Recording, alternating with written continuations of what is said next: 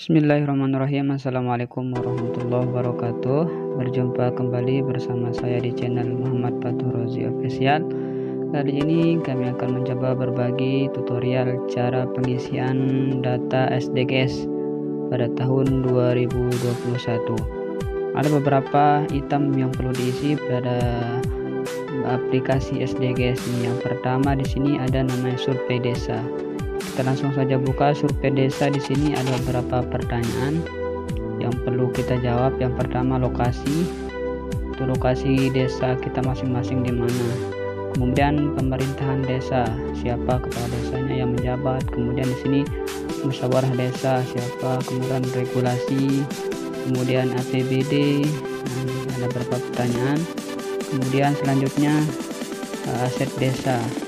Ini belum kita isi. Kemudian pelayanan, kemudian kerjasama, kemudian lembaga kemasyarakatan desa, kemudian BUMD, kemudian unit usaha BUMDes, dan yang terakhir adalah infrastrukturnya. Ini ada beberapa item yang perlu kita isi dalam aplikasi SDGs. Ini adalah item yang pertama. Kemudian kita kembali ke menu utama. Ini kita masuk ke survei RT. Ini adalah item kedua dari aplikasi SDGs. Adapun pertanyaan ini di sini ada beberapa. Yang pertama ada bentuk lokasi di mana tempat kewilayahan itu berada, yaitu masing-masing dusun. Nah, ini kita harus isi masing-masing RT dan jumlah dari RT-nya. Kemudian siapa nama pengurusnya dari masing-masing ketua RT. Kemudian kita menyebutkan satu persatu dari RT 1 sampai selanjutnya. Kemudian di sini ada lembaga ekonomi, mungkin dari segi usaha ataupun bentuk dari usaha dari masyarakat tersebut. Kemudian di sini ada namanya sarana ekonomi.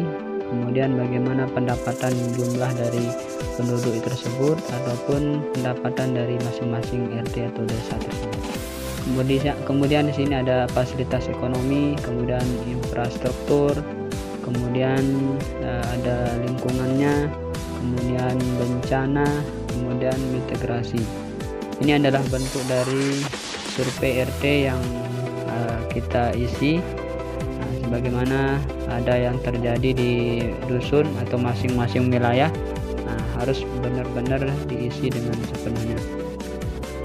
Kemudian di sini ada selanjutnya ada mitigasi bencana, kemudian sarana pendidikan, seperti apa sekolah, kemudian ada pendidikan keagamaan dan sebagainya. Kemudian ada di sini kesehatan, misalnya masing-masing dusun atau desa memiliki fasilitas kesehatan atau tidak. Kemudian kejadian luar biasa atau apa istilahnya yang terjadi di wilayah kita sendiri. Kemudian di sini lingkungan agama, masjid dan lembaga-lembaga pendidikan lainnya. Kemudian lembaga keagamaan juga harus kita isi satu persatu. Kemudian yang terakhir di sini ada lembaga kemasyarakatan. Lembaga kemasyarakatan itu istilahnya di sini banyak sekali kegiatan-kegiatan yang ada di masyarakat. Kemudian bagian keamanan, bagaimana jumlah dari fasilitas desa dalam pengamanan dalam lingkungan. Kemudian tindakan kejahatan. Kemudian yang terakhir adalah kegiatan warga. Apa saja yang warga lakukan dalam melaksanakan program desa pada tahun 2021. Itulah menu yang kedua pada dataan SDGs tahun ini. Dan selanjutnya kita beranjak ke item ketiga, yaitu survei keluarga. Apa saja menu yang tertera di dalam survei keluarga. Yang pertama di sini adalah lokasi pemukiman dari keluarga. Ini harus kita isi, yaitu nama, alamat, kemudian data kependudukan secara lengkap. Kemudian yang kedua itu akses pendidikan. Pendidikan misalnya pendidikan dari pendidikan usia dini berapa jaraknya, kemudian SD, SMP, kemudian SMA. Kemudian yang ketiga yaitu akses kesehatan.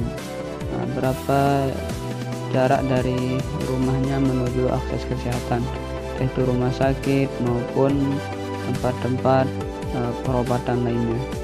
Kemudian yang keempat di sini akses sarana prasarana, yaitu tentang lokasi pekerjaan utama seperti sekolah maupun tempat pertanian.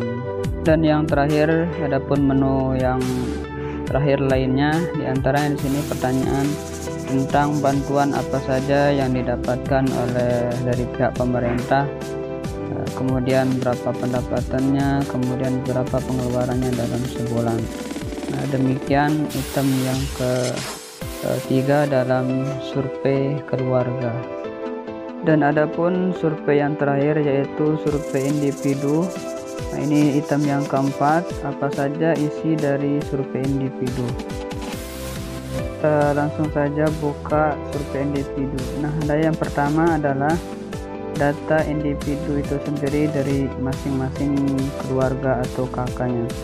Nah, di sini ada namanya, alamatnya, kemudian tempat tanggal lahir, kemudian usianya sekarang berapa, seperti itu dan seterusnya. Kemudian di sini adalah pekerjaannya seperti apa, misalnya kalau bekerja atau bersekolah, atau ibu rumah tangga dan sebagainya. Dan selanjutnya kalau memiliki jaminan sosial atau BPJS, di sini apakah termasuk peserta atau tidak, bukan peserta, seperti itu. Dan bentuk pekerjaan lainnya adalah di sini petani, pemilik lahan atau penyewa atau buruh tani, tinggal diisi tergantung masyarakat tersebut. Pertanyaan yang ketiga di sini adalah penghasilan. Jadi masing-masing individu penghasilannya apa, kalau bertani atau pedagang atau memiliki ternak, di sini semua sudah lengkap. Tinggal kita pilih dan berapa pendapatannya per bulan atau per tahun. Adapun pertanyaan yang keempat di sini kesehatan. Misalnya dari masing-masing individu memiliki penyakit atau keluhan, tinggal kita pilih apa saja bentuk dari penyakitnya. Kemudian yang kelima disabilitas, misalnya ada memiliki kecacatan tubuh ataupun memiliki keluhan dalam anggota tubuhnya. Kemudian yang terakhir di sini ada pendidikan apa yang sedang ditempuh ataupun yang sudah dilalui. Kemudian berapa pendapatannya dalam per tahun atau per bulan, semua di sini. Berapa kali dia gotong royong, berapa kali dia ikut serta dalam sosialisasi bersama masyarakat. Ya, demikian tadi 4 item pertanyaan dalam aplikasi SPGS pendataan penduduk pada tahun 2021.